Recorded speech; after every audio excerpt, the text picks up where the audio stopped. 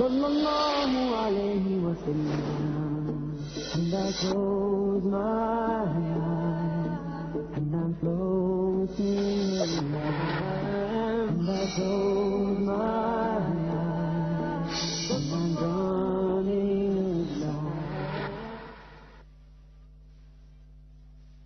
Assalamu alaikum wa rahmatullahi wa barakatuhu. I welcome you to another episode of our series, Stories from the Seerah, Lessons and Morals. I'm your host, Yasir Qadhi. In our previous episode, we had discussed the story of the emigration to Abyssinia. And this was brought about by the persecution of the Quraysh upon the Muslims. This persecution became more and more severe until it reached one of its worst periods, in a period that is called the boycott. And what made this boycott even more enraging to the Quraysh, in the sense that they became so infuriated with the Muslims, was the conversion of two people to Islam. Both of these people were senior people in Mecca, and they converted one after the other. And when they converted, the Quraysh, their anger kept on getting more and more and more, until finally they reached this conclusion of the boycott. So let us talk about the conversion of these two people, and then the boycott and how it was broken. The two people who converted first were Hamza ibn Abdul Muttalib. Hamza, the uncle of the Prophet ﷺ, meaning his father's brother. Hamza was a very respected and senior figure of the Quraysh. And the conversion of Hamza was a very interesting story, in that Hamza did not think about Islam and rationalize, and no, rather he converted on an emotional basis. He converted out of pure emotion and not out of an intellectual quest. What happened was, in the 6th year of the da'wah, the 6th year after the coming of the prophethood, after the revelation of Iqra, the Prophet ﷺ was sitting in front of the Kaaba, and Hamza was away on an expedition, hunting. Abu Jahl saw the Prophet ﷺ, and Abu Jahl is the worst of all of the people of Mecca. Abu Jahl is the Fir'aun of this ummah. That's what the Prophet ﷺ said. He is the Pharaoh of this ummah. Abu Jahl saw the Prophet ﷺ sitting in front of the Kaaba. And so publicly, he stood in front of him, and he began cursing him and heaping ridicule on him and making fun of him and saying the worst things any person can say to another person. And all the while, the Prophet ﷺ was sitting quietly, not responding, not saying anything back. And so when Abu Jahl could not find any response, and after all of this provocation, he just left. But it was public news now. This happened in public. Everybody had seen Abu Jahl curse and ridicule and make fun of the Prophet ﷺ. And the people of the Quraysh, especially the Banu Hashim, and that is being the tribe of the Prophet ﷺ, they were insulted, because Abu Jahl was not from the Banu Hashim. Abu Jahl was not from that very tribe that the Prophet ﷺ was from. And so the tribe of Banu Hashim was insulted. How could another person have insulted one of our own members? Even though they were not Muslim, many of them. When Hamza returned, the women of his house said, "Oh Hamza, what type of uncle are you? What type of leader are you, when your own nephew can be insulted in public by another person, Abu Jahl, and nobody responds to him, nobody helps him?" You see, they were so engrossed in their tribalism that they even forgot about Islam or Kufr. They don't care about it. They're just, this is my tribe. This is tribalism, my caste, my ethnicity. How could another person have spoken bad of somebody of my caste, of my tribe? And this is the Jahili mentality, where you value blood more than you value religion. And so the women made fun of Hamza, and they said, "What type of uncle are you? What type of leader are you?" And of course Hamza, out of all of the uncles of the Prophet ﷺ, he was the one who was physically the most powerful, bulky, very powerful, very strong, very muscular, well known and feared in Mecca for being a very strong person. And so Hamza, when he heard this, he said, "Who has done this?" They said, "Abu Jahl." He said, "Was this done in public?" They said, "Of course it was done in public. Everybody saw what was happening." So Hamza became so enraged, he became so insulted, that he marched immediately to the Kaaba, where all of the Quraysh were sitting, and Abu Jahl was there as well. And he took out his bow. He took out the bow that he uses and he smashed it into the face of Abu Jahl until blood began to flow from his face. And he began to beat up Abu Jahl physically. And he said, "You dare to insult my nephew?" And in his emotion, in his rage, something blurted out which he wasn't thinking about. And he said, "Even though I am a follower of his religion." And this was a shock, and this was a surprise to him as much as it was to everybody else. Hamza was not a Muslim until this point. And it was not something he was planning to announce. But in his emotionalism, he wanted to get angry at Abu Jahl. And so he just blurted out, "Even though I am a follower of his religion as well, I believe in his religion." And of course, when he said it, he did not want to take it back. And so he accepted Islam in a very strange way. And of course, after that, Islam entered his heart. And he became a firm Muslim until he died a shaheed in the battle of Uhud. And the Prophet ﷺ said, he is the leader of all shaheeds. He is the leader of all martyrs. And his conversion brought about some ease upon the Prophet ﷺ, because Hamza was a very respected figure and a very powerful figure. After the conversion of Hamza, one more person converted. A person who brought about izzah and honor and glory to Islam from the day he converted until the day that he died. And this person is Umar ibn al-Khattab. Umar ibn al-Khattab was also one of the most powerful people of Mecca in terms of physical strength and also in terms of anger. He was feared and he was considered to be somebody you don't want to mess with. You don't want to get on his bad side, or else Umar ibn al-Khattab will physically take care of you. He will physically come up and beat you. Umar ibn al-Khattab was well known in Jahiliyyah and in Islam for his very stern nature and his quick anger, which also of course had a very soft spot as well. So Umar ibn al-Khattab was feared in Jahiliyyah as he was feared in Islam. And he was one of the worst enemies of Islam in the early days of Islam. He was one of the people who did the most he could to prevent people from accepting Islam, to try to make sure that Islam did not spread. But Allah Azza wa Jal had willed otherwise. That is because the Prophet ﷺ had made a dua to Allah subhanahu wa ta'ala, "O Allah, guide one of the two Umars who is more beloved to you to Islam." Which of these two Umars was he referring to? The first of them, Umar ibn al-Khattab, and the second is Abu Jahl. Abu Jahl's name was Amr ibn Hisham. Amr is similar to Umar. Amr and Umar come from the same root. So the Prophet ﷺ made a dua to Allah, "O Allah, guide whichever of these two is more beloved to you, Umar ibn al-Khattab or Abu Jahl." And the more beloved of the two was Umar ibn al-Khattab. And so Allah subhanahu wa ta'ala willed that Umar ibn al-Khattab accept Islam. From being the worst enemy to the Prophet ﷺ, he became one of the best companions. And Abdullah ibn Mas'ud, another famous companion, said, "We have always remained in honor and izzah after Umar converted to Islam. We were never able to pray in front of the Kaaba until Umar accepted Islam. When he accepted Islam, he fought them until they allowed us to pray." The only person who was brave enough to pray in front of the Kaaba was the Prophet ﷺ. None of the other Muslims would be able to pray in front of the Kaaba.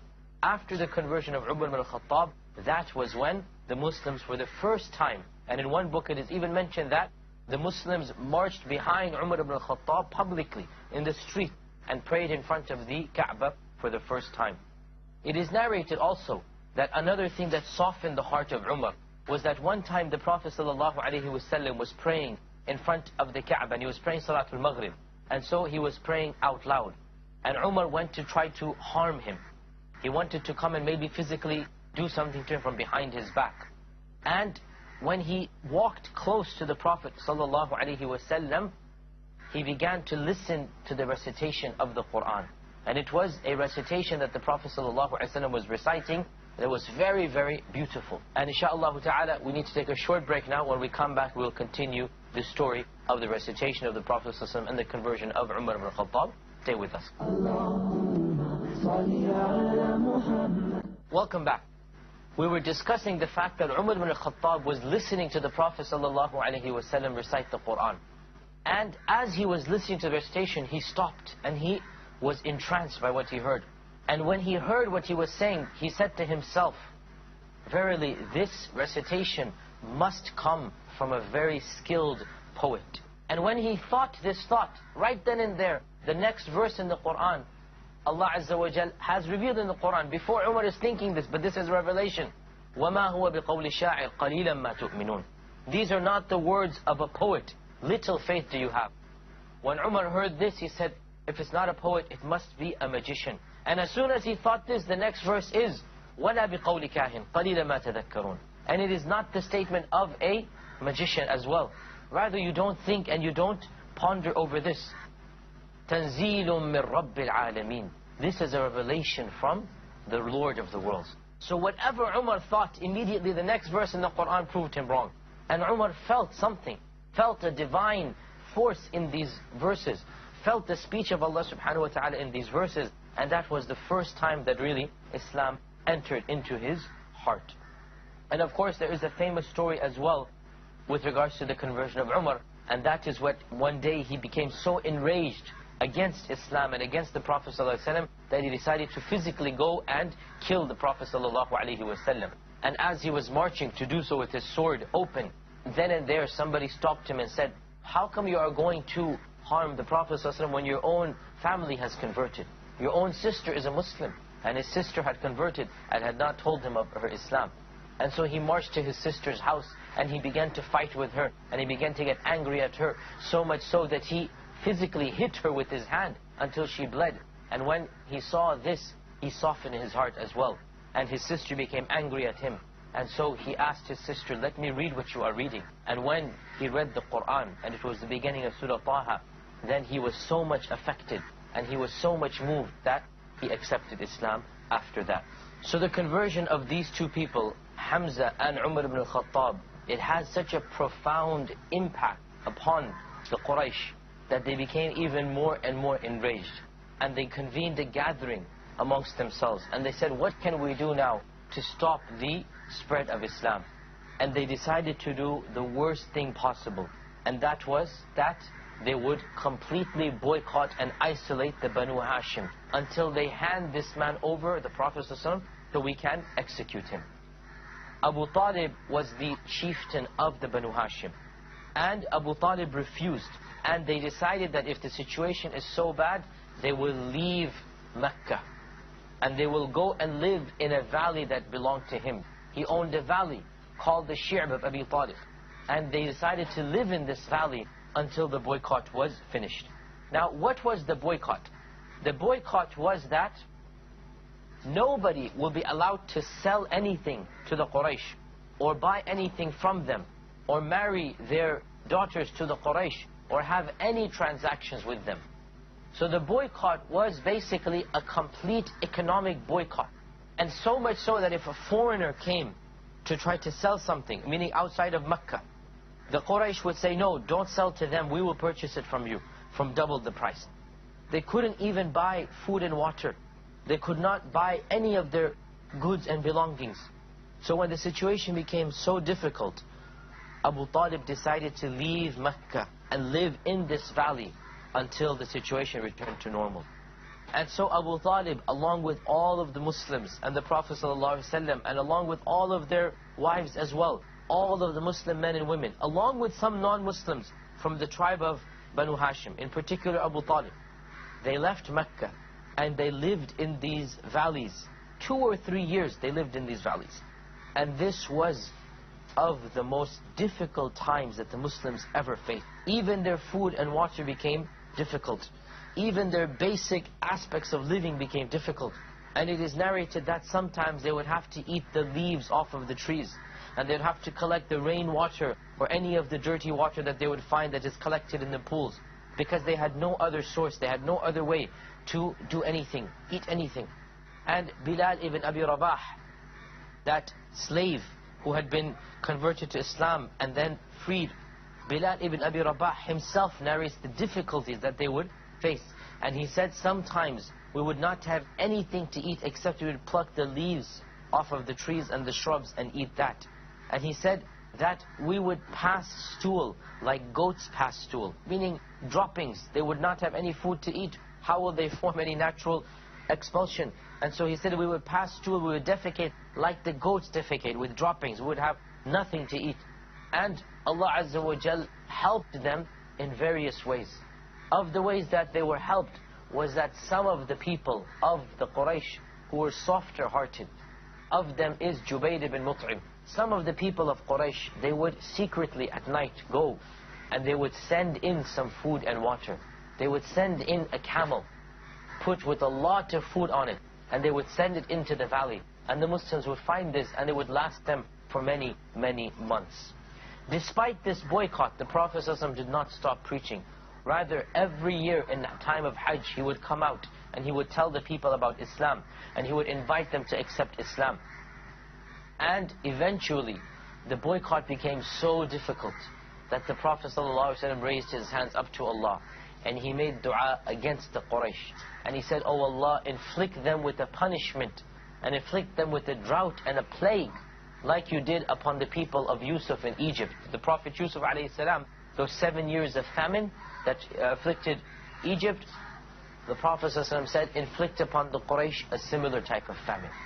And so the people of Quraysh began to suffer just like the Muslims suffered, or even worse. And they themselves ran out of food and water, and they had to eat carrion and dead meat, until the situation became so difficult and they realized that this is because of what they are doing to the Prophet ﷺ. They decided to cancel the boycott. There are a number of stories about specifically how the boycott was cancelled, and really it doesn't matter which of these versions is more accurate, but the point is that eventually the Quraysh realized that this was not the way to proceed, that the Prophet ﷺ made dua against them, that they themselves were suffering. And so some of the members of the Quraysh who were more sympathetic to the Muslims, they worked with the Muslims against the other harsher elements of the Quraysh, and they managed to break the boycott. Therefore, when this occurred, the Quraysh returned back, the Banu Hashim returned back to Mecca, and the Prophet ﷺ began to resume his message. And the boycott lasted, now the scholars have differed, how long did it last? Most of the scholars are of the opinion it lasted 2 to 3 years, and some ulama, some scholars, they say a bit less than this. In any case, roughly 10 years after the beginning of the preaching of the Prophet ﷺ, the Muslims returned back into Mecca when the Prophet ﷺ was around 49 years old or so, and they resumed their preaching and teaching within Mecca. One of the very important messages that we learn from the incident of the boycott, a number of things. Firstly, that every single society, every single group of people, it has in it some good people and some evil people. Regardless of whether Muslim or non-Muslim or Hindu, Christian, Jew, it doesn't matter. You will always find a group of people who are closer to the truth and closer to justice than other people. So we find that in the Quraysh, some of the people were against Islam totally, and others were neutral. And they allowed the Muslims to be Muslims. They were not Muslim themselves, but they didn't want to oppose Islam at the same time. And those neutral people, when the boycott happened, they didn't like it. And eventually they worked against the other people of Quraysh in order to cancel the boycott. And the Prophet ﷺ took advantage of their help. The point being, and this is the real moral of this incident from our times, we as Muslims need to realize that not all of the non-Muslims are the same. There are many non-Muslims who support justice, support freedom, support free values and values of being religious. And there are many other non-Muslims who hate Islam and want to get rid of Islam. It is our duty and job that we differentiate between these two types of people, that we take the help of those who stand for freedom and truth, and who will stand for the freedom of religion. And we take their help in order to fight for our rights to be Muslim. And these people will help us in truth and justice against other elements of their own society who want to quell religion, who want to squash Islam, who want to get rid of Muslims and get rid of all of the people who worship Allah subhanahu wa ta'ala. It is our job not to treat these two types of people the same. Those who stand up for freedom and truth, we take their support, we take their help, we take advantage of them, and we work with them in legitimate ways, in ways that are permissible and not in illegitimate ways. We work with them in order to establish our rights as Muslims, in order to be free to worship Allah and to pray and to fast and to give charity to the poor, in order that we are able to practice Islam the way that we see fit. Now, after the returning of the Prophet ﷺ to Mecca, two things happened that were a devastating blow to him in a personal sense, and broadly speaking to the da'wah as well. 2 deaths occurred, one after the other. Both of these deaths caused severe distress to the Prophet ﷺ. The first of them was the death of his uncle Abu Talib. Abu Talib was the full brother of his father Abdullah. Abdullah, the father of the Prophet ﷺ, had a full brother, Abu Talib, meaning the mother and father were the same. Other uncles of the Prophet ﷺ were half-brothers, meaning the father is the same but different mothers. Abu Talib was a full brother. And Abu Talib was a caretaker of the Prophet ﷺ ever since the Prophet ﷺ was a boy. He was literally a father figure to the Prophet ﷺ. And he supported the Prophet ﷺ just like a father supports his son. Even though Abu Talib was not a Muslim, the Prophet ﷺ tried to convince Abu Talib to accept Islam, even until his deathbed. But Abu Talib refused. Why? Because he valued the fact that he was the son of Abdul Muttalib. Abdul Muttalib, this famous chieftain, this warrior, everybody respected him, and Abu Talib is his son. And so Abu Talib said, how can I leave the religion of my father? How can I give up the religion of my father, even if Islam is true? And he knew Islam to be true, but his own pride in his ancestry made him reject Islam. And this shows us the dangers of following just because my father said it, just because my grandfather was this, I will do it. No, perhaps your father and grandfather were great in their own manner, but in other things they were wrong. And this was the case of Abu Talib, that he followed his own father, and because of that he died in a state of non-Islam. He died in a state of shirk. The second death to follow was even more severe and more personal to the Prophet ﷺ, and that was the death of Khadija, his wife. Khadija, who supported the Prophet ﷺ like no other person supported him. Khadija, the first Muslim to believe in the Prophet ﷺ. Khadija, who consoled the Prophet ﷺ. She really and truly was a loving and a supporting wife to the Prophet ﷺ. Abu Talib protected him on the outside, and Khadija gave him the inner support and the moral support that he needed inside of his house. Abu Talib and Khadija put together were the main human beings who supported the Prophet ﷺ, the one of them externally, the one of them internally. And both of them died within the span of a few weeks. Within the span of a few weeks. And the Prophet ﷺ was greatly affected. So much so that this whole year is called the year of sorrow, the year of grief. Because the Prophet ﷺ was greatly grieved by the deaths of Abu Talib and the deaths of Khadija. And if that were not enough, then a third incident happened that in some ways even more severe than this. And that is the incident of Al-Ta'if, the treatment that the Prophet ﷺ received at the hands of the people of Ta'if. These 3 incidents, the death of Abu Talib and the death of Khadija and then the incident of Al-Ta'if, they all occurred in 1 year. And this really and truly was the low point in the seerah of the Prophet ﷺ. This was the most depressing points of the life of the Prophet ﷺ, and that is why the scholars of Islam, they called this year the year of the sorrow. As for the incident of Al-Ta'if, it is a very moving incident, and it is a very, very emotional incident, and it is an incident that out of all of the incidents of the seerah, the Prophet ﷺ himself said, this was the incident that affected me the most. And that is the incident that will be the topic of our discussion, inshaAllah ta'ala, in our next episode. We hope to see you then. Until next time, Assalamu alaikum wa rahmatullahi wa barakatuh.